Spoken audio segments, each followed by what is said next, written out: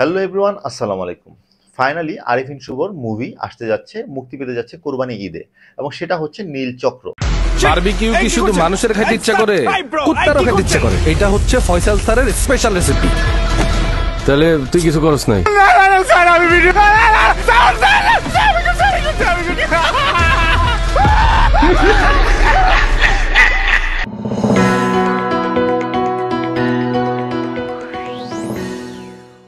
এই নীলচক্র মুভিটা অনেকদিন ধরেই আসার একটা গুঞ্জন ছিল, কিন্তু সেটা আসলে কনক্রিট কোনো তথ্য পাওয়া যাচ্ছিল না। ফাইনালি যে তথ্য পাওয়া গিয়েছে যে এই মুভিটার সেন্সর সার্টিফিকেট পেয়ে গিয়েছে, এবং এই ছবির একটা ছোট্ট টিজার কিন্তু আরিফিন শুভর ফেসবুক পেজে দেয়া হয়েছে। আসলে এই মুভিটা কেমন হতে যাচ্ছে?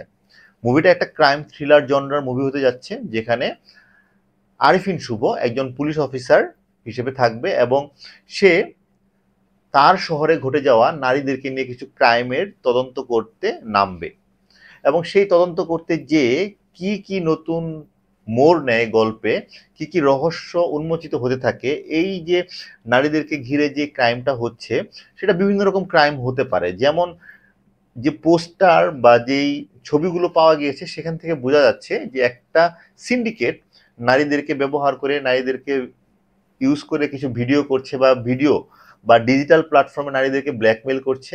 এরকম ডিজিটাল প্ল্যাটফর্মে নারীদেরকে ব্ল্যাকমেল করে কোনো একটা বিজনেস তারা চালাচ্ছে। সেই বিজনেস বা সেই অবৈধ বিজনেস, সেই সিন্ডিকেটে অনেক নারী মারাও যাচ্ছে। সেই মারা যাওয়া নারীদের হত্যার তদন্তে নেমে আরিফিন শুভ একের পর এক হয়তোবা মোড় এবং মুখোশ উন্মোচন করতে থাকবে। এই হচ্ছে এখন পর্যন্ত পাওয়া তথ্য। যেটা হচ্ছে বিশেষ বলার বিষয়, সেটা হচ্ছে যে আরিফিন শুভর এই নীলচক্র মুভিতে থাকছে কে কে। আরিফিন শুভর এই নীলচক্র মুভিতে থাকছে আরিফিন শুভ, তো থাকছেই, তার সাথে নায়িকা হিসেবে থাকবে মন্দিরা চক্রবর্তী। এছাড়াও ফজলুর রহমান বাবু থাকছে, এবং ভিলেন হিসেবে থাকবে বালাম, বাংলাদেশের জনপ্রিয় সিঙ্গার। সে কিন্তু অভিনয়ে এই নীলচক্র মুভির মধ্য দিয়ে ভিলেন হিসেবে আবির্ভূত হতে যাচ্ছে। সো এই যে সিন্ডিকেট, তারা নারীকে কিভাবে ব্যবহার করে, কিভাবে তাদেরকে ব্ল্যাকমেল করে, এবং কিভাবে এই রহস্য বা এই সিন্ডিকেটকে উন্মোচিত করে আরিফিন শুভ, সেটা উন্মোচন করতে গিয়ে আরিফিন শুভ অ্যাজ এ পুলিশ অফিসার কি কি বিপদের সম্মুখীন হয়, কি কি মানসিক এবং শারীরিক যন্ত্রণার সম্মুখীন হয়, তা কিন্তু জানা যাবে এই মুভিতে যখন মুক্তি পাবে।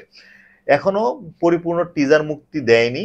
টিজার আসবে, ট্রেলার আসবে, গান আসবে, তারপর মুভি মুক্তি দিবে। তখন কিন্তু আমরা ধীরে ধীরে এই মুভির আরো সুন্দর সুন্দর দৃশ্য, চরিত্রগুলো সম্পর্কে জানতে পারবো। তখন অবশ্যই আপনাদের সাথে শেয়ার করব। বাট এটা একটা ভালো বিষয় যে আরিফিন শুভর মুভি মুক্তি পেতে যাচ্ছে। আরিফিন শুভ খুবই সুদর্শন বাংলাদেশের একজন নায়ক, কিন্তু আমার কাছে যেটা মনে হয় আরিফিন শুভ একটু আনলাকি। বিভিন্ন কারণে, বিভিন্ন সিচুয়েশনে তাকে আসলে প্রমোট করা যায়নি, তাকে ইউজ করা যায়নি। তাকে প্রপারলি ইউজ করতে পারলে হয়তো ভালো কিছু হতো। তার কিন্তু কিছু প্রমাণ আমরা পেয়েছি, যেমন 19-20-তে সে দুর্দান্ত অভিনয় করেছে। এছাড়াও বেশ কয়েকটা মুভিতে তার লুকস নিয়ে সে যে পরিশ্রম করেছে, সেটা কিন্তু ফুটে উঠেছে। সে যে একজন পরিশ্রমী অভিনেতা, তা নিয়ে কোনো সংশয় নেই, কিন্তু তার ভাগ্যটা সবসময় তার সাথে সাপোর্ট দেয় না। এবার দেখার বিষয় যে আরিফিন শুভ এই নীলচক্র দিয়ে ফিরে আসতে পারে কিনা। এছাড়াও আরিফিন শুভর ঝুলিতে কিন্তু আরো বেশ কয়েকটা প্রজেক্ট রয়েছে, কিছু বাংলাদেশে এবং কিছু ভারতের কিছু বিখ্যাত পরিচালকদের সাথেও কাজ করছে, কিছু ইন্ডিয়ান ওয়েব সিরিজেও কাজ করছে। তো সবকিছু মিলিয়ে আরিফিন শুভর বাস্কেটে বেশ কিছু কন্টেন্ট রয়েছে, কিন্তু সেগুলো প্রপার সময়ে, প্রপার মার্কেটিং এর মাধ্যমে যদি ছাড়া হয়, তাহলে হয়তোবা আরিফিন শুভর ডিজার্ভিং যে ক্যারিয়ার, সেই ডিজার্ভিং ক্যারিয়ার আরিফিন শুভ ফিরে পেতেও পারে। আপনাদের কি মনে হয় যে আরিফিন শুভর নীলচক্র কেমন হবে? নীলচক্র নিয়ে আপনাদের অভিমত আমাদের সাথে শেয়ার করবেন। আর আরিফিন শুভর লুকস কেমন লাগলো, সেটা অবশ্যই আমাদের সাথে শেয়ার করবেন। Thank you. আসসালামু আলাইকুম।